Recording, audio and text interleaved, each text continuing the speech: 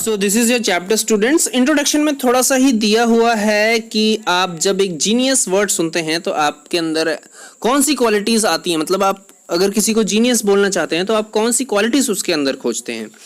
फिर next point में ये लिखा हुआ है कि एक जर्मन सिविल सर्वेंट जो है वो आज से 100 साल पहले कुछ टर्म्स इंट्रोड्यूस किया था, जैसे लाइट हो गया, मोशन ऑफ पार्टिकल्स हो गया, इलेक्ट्रोडायनेमिक्स हो गया, एनर्जी हो गया। ये सारी चीजें वो डिस्कवर किया था और सबकी अंडरस्टैंडिंग को वो चेंज कर दिया था और दुनिया उसे आइंस्टाइन के नाम से जानती है और बाद में उसे जीनियस का भी खिताब मिला। ओके, तो जीनियस जो है वो यहाँ पे आइंस्टाइन को कहा जा रहा है। चैप्टर को स्टार्ट करते हैं। फर्स्ट पॉइंट में उनका बर्थ डेट दिया हुआ है 14 मार्च 1879 और ये भी कहा गया है कि वो जब पैदा हुए थे तो उनकी मम्मा जो है उसे एक फ्रीक समझती थी। फ्रीक का मतलब होता है एक ऐसा व्यक्ति जो बाकियों से अलग हो, वो एक पागलों की तरह अपने ही दुनिया में मस्त रहते हैं। ओके, ऐसे व्यक्ति को फ्रीक कहा जाता है। ओके, नेक्स्ट जो पॉइंट है उसमें ये लिखा गया है कि जब वो 2.5 साल के हो गए तब तक उन्हें बोलना नहीं आता था और अगर वो कुछ भी बोलते थे तो वो उसे 2 बार अटर करते थे, मतलब दोबारा बोलते थे। कोई भी चीज, जैसे खाना खाना है, खेलने जाना है, ऐसा वो बोलते थे। और उनके अंदर कोई इंटरेस्टिंग चीज नहीं थी तो उनके जो फ्रेंड्स हैं जो उनके साथ खेलते थे, प्लेमेट्स यहाँ लिखा हुआ है, उन्हें वो ब्रदर बोरिंग बुलाते थे। ओके, तो इसलिए आइंस्टाइन जो है वो अपने फ्रेंड्स के साथ भी नहीं खेलते थे, वो अकेले अपनी दुनिया में मस्त रहते थे और उनका जो दिमाग है इस वजह से मैकेनिकल चीजों से आकर्षित हुआ। वो मैकेनिकल चीजों से बड़ा प्यार करते थे। इनफैक्ट जब उनकी बहन का जन्म हुआ तो वो उसे एक मैकेनिकल बॉडी की तरह देख रहे थे और उन्होंने ये भी कहा कि क्या मतलब इसके व्हील्स क्यों नहीं है। ओके, उसके बाद जब वो स्कूल्स में गए, स्कूल में जब वो पढ़ाई कर रहे थे तो उनके हेडमास्टर ने उनके फादर से ये भी कहा था कि चाहे आइंस्टाइन कोई भी प्रोफेशन चूज कर ले वो सक्सेस नहीं हो सकता। ओके, उसके बाद एक हॉबी यहाँ पे बताई जा रही है कि आइंस्टाइन ने वायलिन बजाना सीखा था। ओके, वायलिन वो इसलिए बजाते थे क्योंकि उसकी मामा की ख्वाहिश थी कि वो वायलिन बजाए। वायलिन को उन्होंने अपना प्रोफेशन नहीं चुना, वो एक गिफ्टेड एमेच्योर वायलिनिस्ट, एमेच्योर का मतलब मीनिंग जो है बगल में दिया हुआ है, पर्सनल एंजॉयमेंट के लिए वो वायलिन को प्ले करते थे। उन्होंने वायलिन को प्रोफेशन नहीं बनाया। उसके बाद ये लिखा है पॉइंट नंबर 4 में, but Albert Einstein was not a bad people.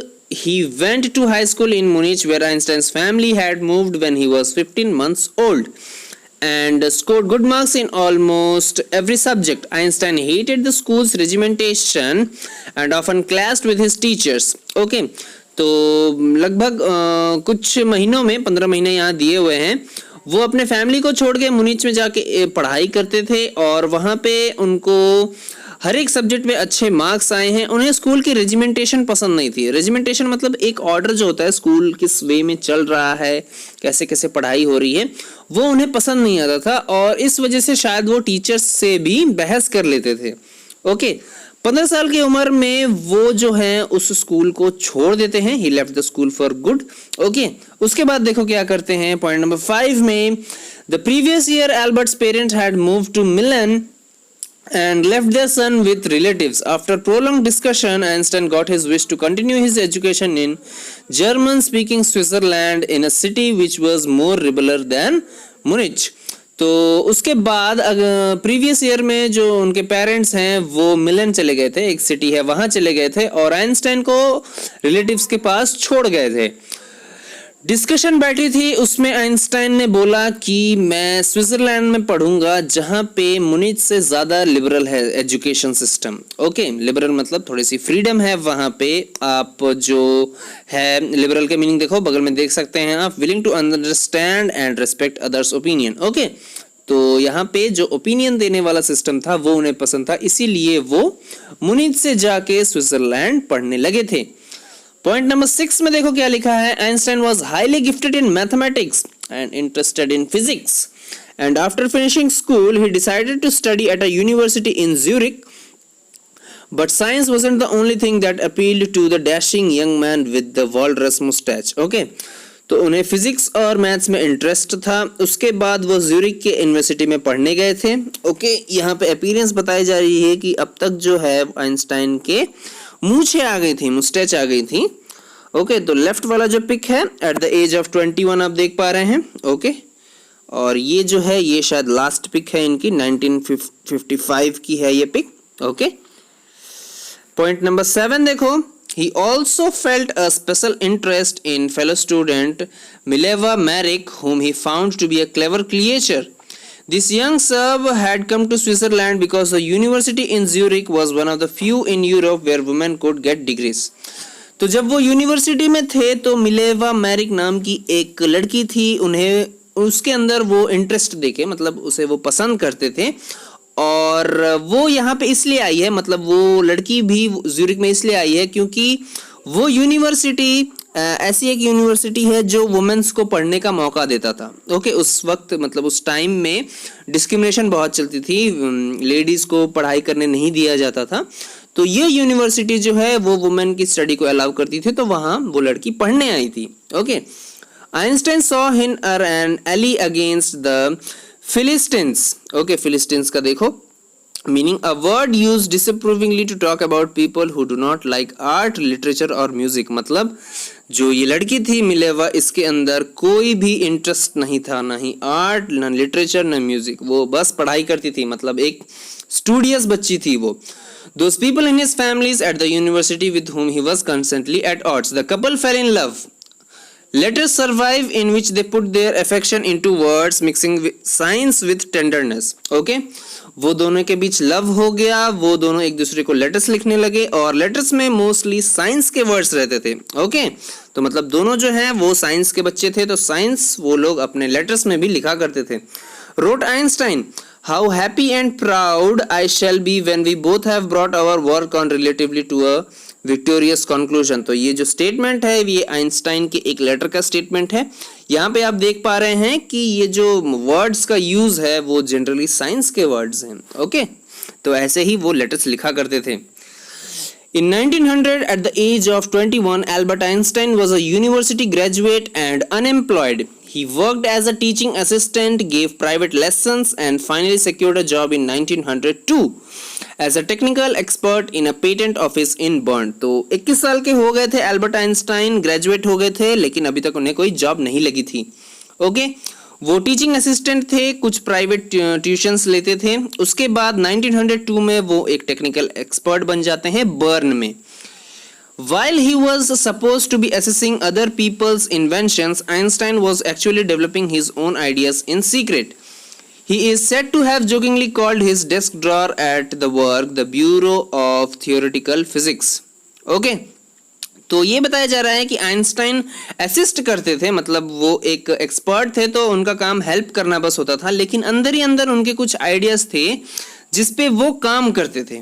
Okay, he is said to have jokingly called his desk drawer at the work Bureau of Theoretical Physics. Number 9 देखो, one of the famous papers of 1905 was Einstein's special theory of relativity, according to which time and distance are not absolute. Indeed, two perfectly accurate clocks will not continue to show the same time if they come together again after a journey if one of them has been moving very fast relative to the other. From this followed the world's most famous formula which described the relationship between mass and energy equals to mc square.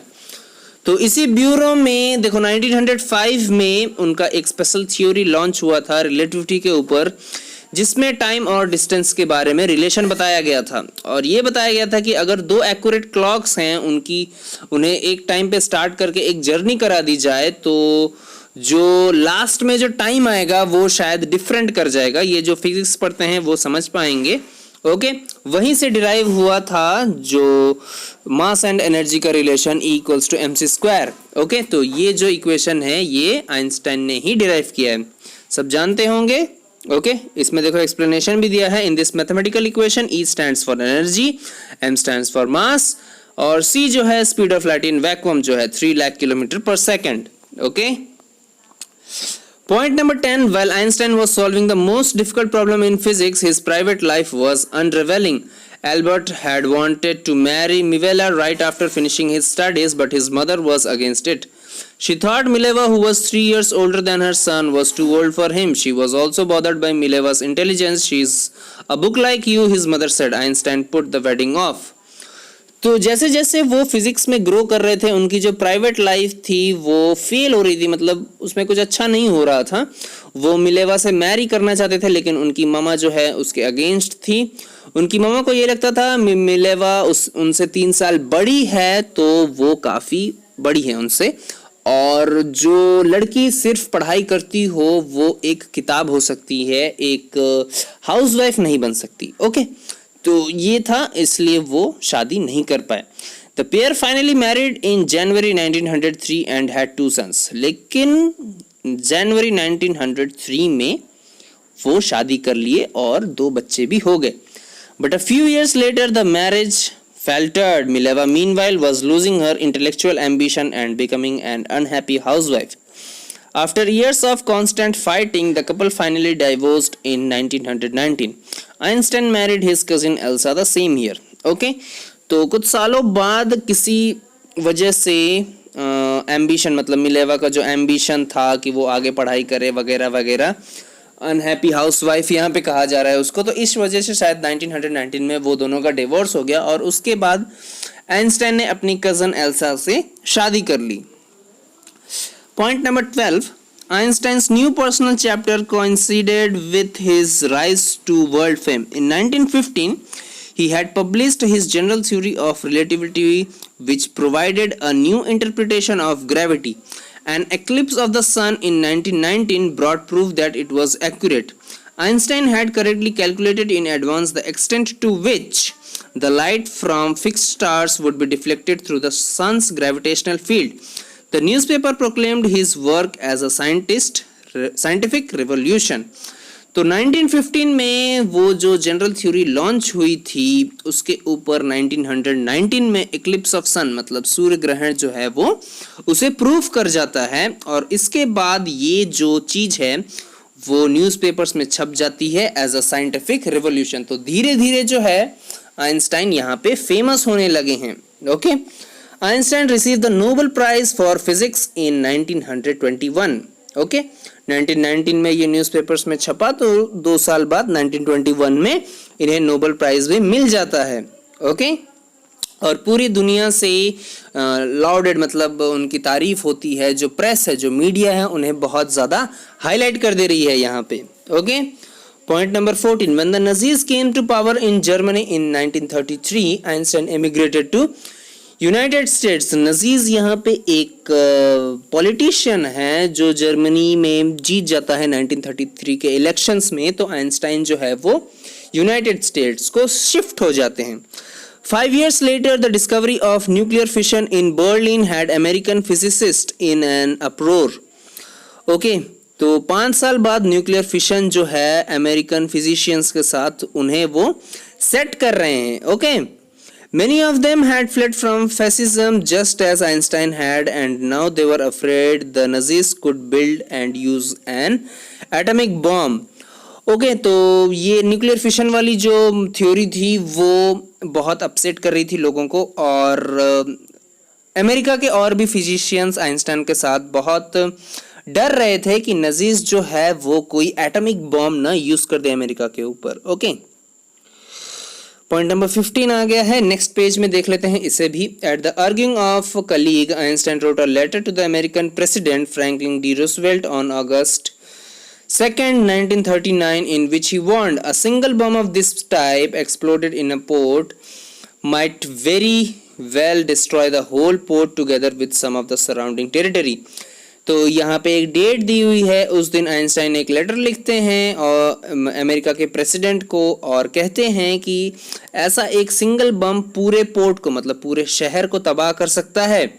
His words did not fail to have an effect. The Americans developed the atomic bomb in a secret project of their own and dropped it on the Japanese cities of Hiroshima and Nagasaki in 1945. Okay, तो ये जो letter थी वो बहुत effect डाली American president के ऊपर, और वो चोरी से ही एक प्रोजेक्ट बना लिए और बॉम्ब को 1945 में हिरोशिमा और नागासाकी पे एक्सप्लोड करके उन्होंने उसका एक्सपीरियंस लिया। Okay, Einstein was deeply shaken by the extent of the destruction. This time he wrote a public missive to the United Nations. In it he proposed the formation of a world government. Unlike the letter to Roosevelt, this one made no impact. But over the next decade, Einstein got ever more involved in politics, agitating for an end to the arms buildup and using his popularity to campaign for peace and democracy. तो Einstein जो है Hiroshima और Nagasaki में जब ये atomic bombs डाले गए थे तो बहुत प्रभाव पड़ा था, बच्चे तक मर गए थे वहाँ पे, कोई जानवर और कोई मतलब प्लांट्स तक नहीं बचे थे वहाँ पे, इतनी बुरी कंडीशन हो गई थी। तो इसके वजह से आइंस्टाइन को बहुत खराब लगा था। उसके बाद उन्होंने यूनाइटेड नेशंस को एक और लेटर लिखा कि आप जो है ये एक वर्ल्ड गवर्नमेंट फॉर्म करिए, इससे सहानुभूति दी जाए वगैरह वगैरह। लेकिन ये वाली लेटर उस पर इम्पैक्ट नहीं की, अमेरिकन प्रेसिडेंट पे इसका कोई इम्पैक्ट नहीं पड़ा। इसके बाद आइंस्टाइन ने खुद के पॉलिटिक्स में इन्वॉल्व होना स्टार्ट कर दिया। उसके बाद उन्होंने पीस और डेमोक्रेसी अपने पॉपुलैरिटी के दौर पे बहुत आराम से जीत लिया।